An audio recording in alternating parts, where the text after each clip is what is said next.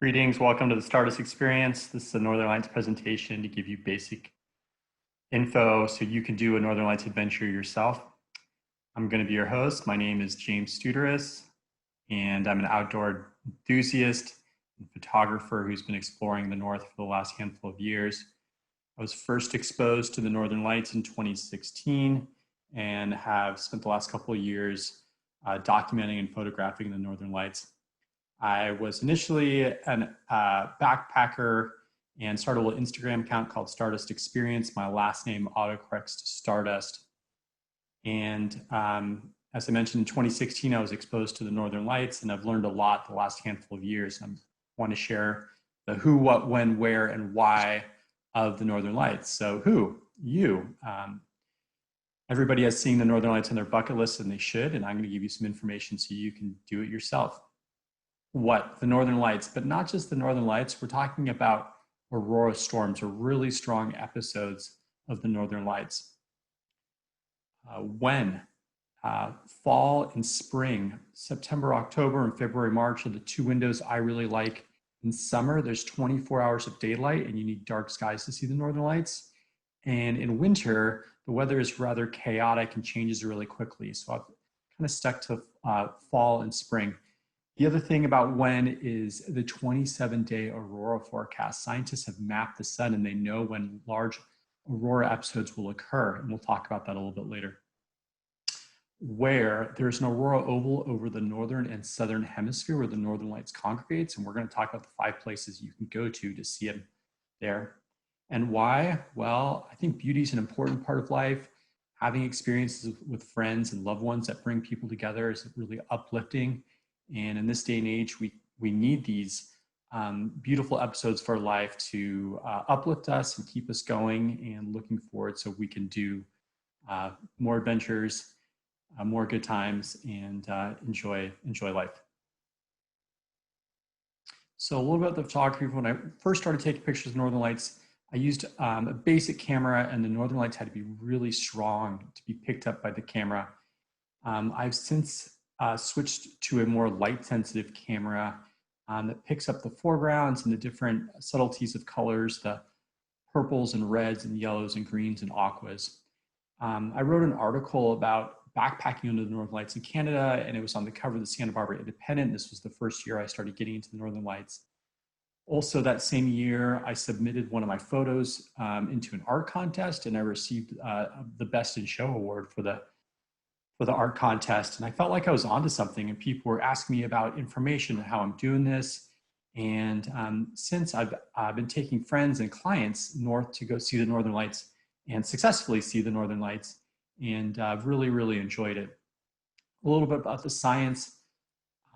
Northern Lights are caused by solar flares that are emitted from the sun. They travel across space. They get caught up in the Earth's atmosphere.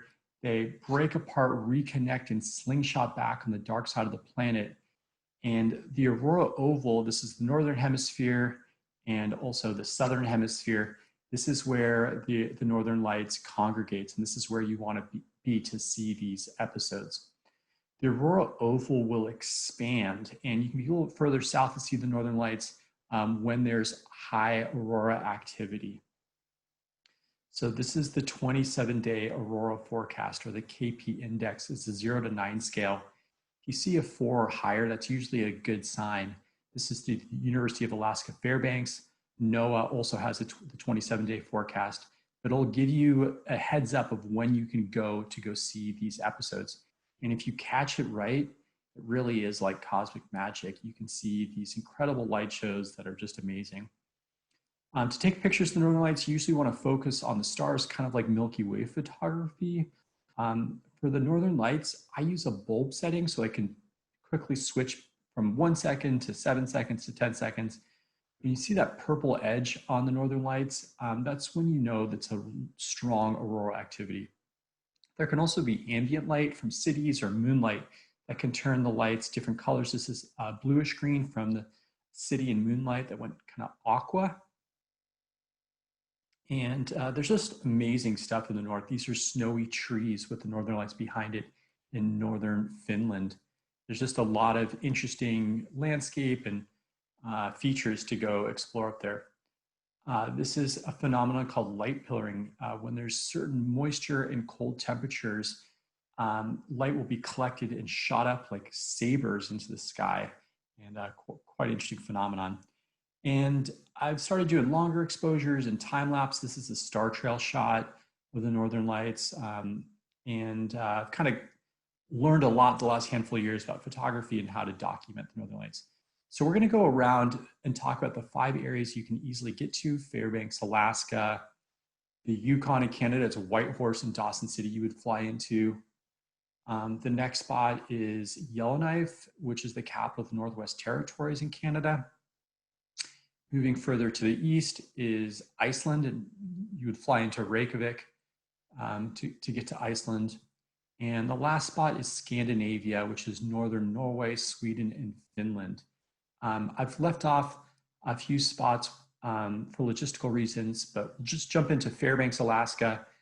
This is the easiest spot for most people in the United States to get to. It's a cold desert climate, so a lot of clear skies, and it's right under the Aurora belt, so you can see amazing, amazing stuff. I prefer fall, September and October. The rivers and lakes aren't frozen yet. You can have many clear skies. It's not super cold yet, and it can be very comfortable. This shot is actually from winter. Fairbanks is away from the ocean. And the ocean does not moderate the temperatures here, so it can get rather cold quickly in these inland locations. There's still mountains and lots to see. I prefer fall, but winter is also an option. This is a shot in winter of the snowy trees with the Northern Lights behind it. And yeah, you can fly to Anchorage, you can fly to Fairbanks, and then yeah, you're right under the Aurora belt. Many clear skies. This is fall, again, fall shot in Fairbanks. So logistically, it's easy to get to. There's many nights of clear skies. I like the fall, and yeah, it's the place I've been to the most. You can drive outside of Fairbanks away from the city light. Even if there is moonlight, you're still going to probably see some Northern Lights activity. And one thing I really enjoy about the Northern Lights is you can be standing on the side of a river, standing on the side of a lake, and looking out, thinking to yourself, wow, this might be the most beautiful night I've ever experienced, or potentially is it in the world right now. And you don't need to be at the top of the mountain or hanging around the side of a cliff. You can have your feet on the ground, very safe, looking out, absorbing an immense amount of beauty, thinking to yourself, wow, there's no place I'd rather be right now. And that's a rather uplifting, positive thing in your life to experience and to accomplish. So the next part we're going to talk about is the Yukon in Canada, and you would fly into Whitehorse or Dawson City. This is similar to Alaska, and again, I like the fall when the lakes and rivers aren't frozen. I can still get those reflective shots. It's not super cold out. This is Dawson City in the fall, which is an old gold mining town, a really fun spot. One of my favorite places in Canada. This is from an outlook looking over Dawson City in the fall with the Northern Lights storm happening overhead.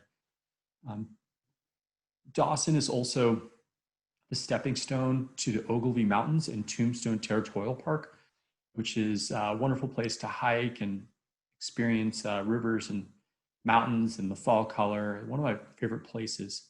And it's also, again, right under the Aurora belt. So if there is an Aurora storm and clear skies, you're going to catch an amazing light display. So yeah, this is an Aurora storm I captured a few years ago. This is this past year. And the Aurora will dwarf giant mountains. It will make them look insignificant. So yeah, it's one of my favorite places. This is fall up in the Yukon, and wonderful place to go experience the Northern Lights. This is sunset was just finishing up. The Northern Lights are coming in. The clouds are retreating, creating this aqua blue color. Very, very interesting. And this is Kluane National Park with the glaciers and mountains. So there's a lot to see up in the Yukon besides the Northern Lights. So this is a time lapse with the fall and the reflective as the Northern Lights were dancing. one of my favorite memories of this past year. So the next spot we're going to talk about is Yellowknife, which is the capital of the Northwest Territories of Canada. There's a major airport there and car rentals, and it has a lot of finger lakes and rivers. Again, this is an inland location. I prefer the fall. The winter can get rather brutal. This is overlooking from Hay River towards Yellowknife, watching an aurora storm develop over a giant lake that was in the fall that's not frozen yet. But yeah, this is one of my favorite memories of this past year was watching this aurora storm from Hay River looking towards Yellowknife. So yeah, there's you can camp in the fall with the lakes and the northern lights happening. This is actually looking south over my tent. Magnetic north actually tilts towards Canada.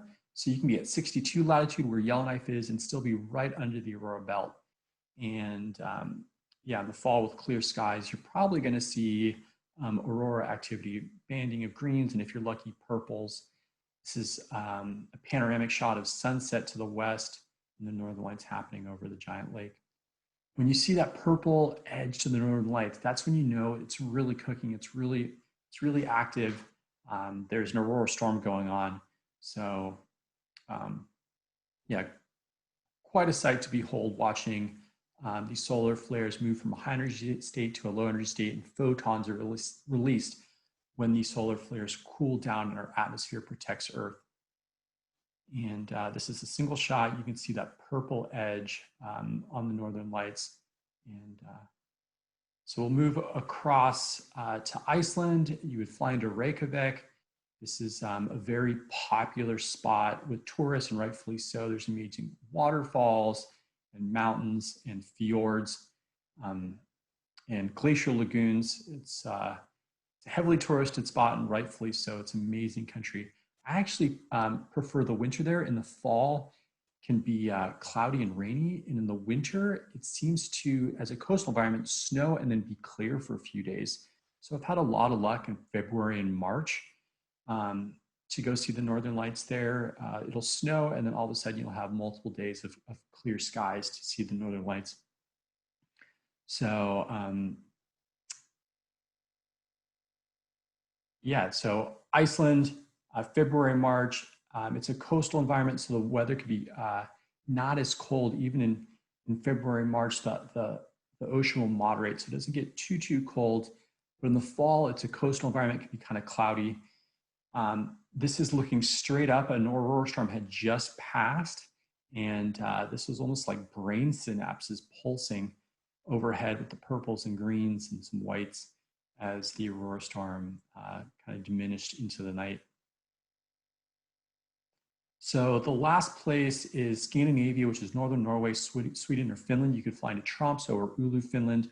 I usually fly into Tromsø, and these are close to the Lofoten Islands. This is Rena, very beautiful village in the Lofoten Islands. This is Senja, Norway, again, very close to Tromsø. And these shots are from fall. It's a coastal environment. I got lucky and had some clear skies in the fall, but I actually prefer winter. The coastal environments in fall can be cloudy and quite rainy. This is northern Finland in Riistasaari National Park.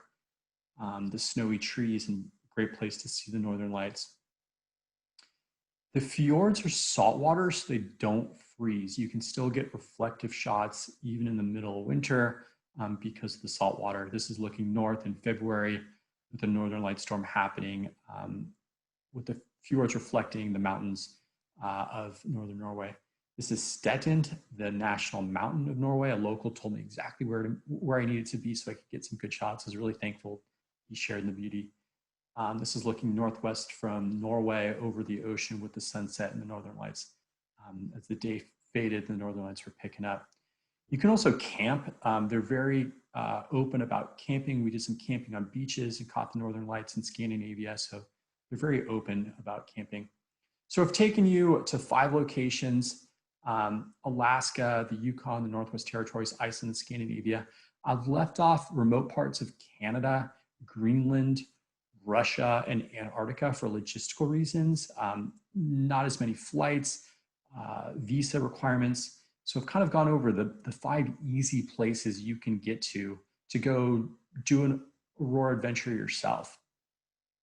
And I've been very fortunate to do a number of trips, and I've also been very fortunate to take friends and clients to successfully see the Northern Lights. And what I've shared with you should give you enough information to do Northern Lights adventures successfully. So you now know the who, what, when, where, and why of the Northern Lights, and it's really just time to put them together and do an adventure. So we're going to finish up the presentation with a time lapse and music, and I hope you've gotten some information.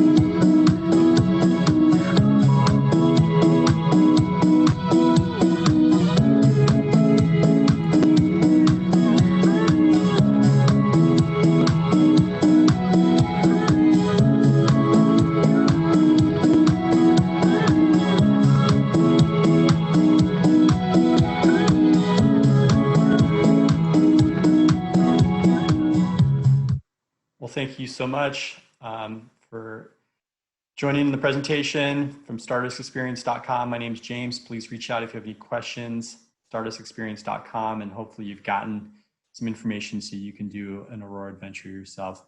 Thanks for joining. See you next time.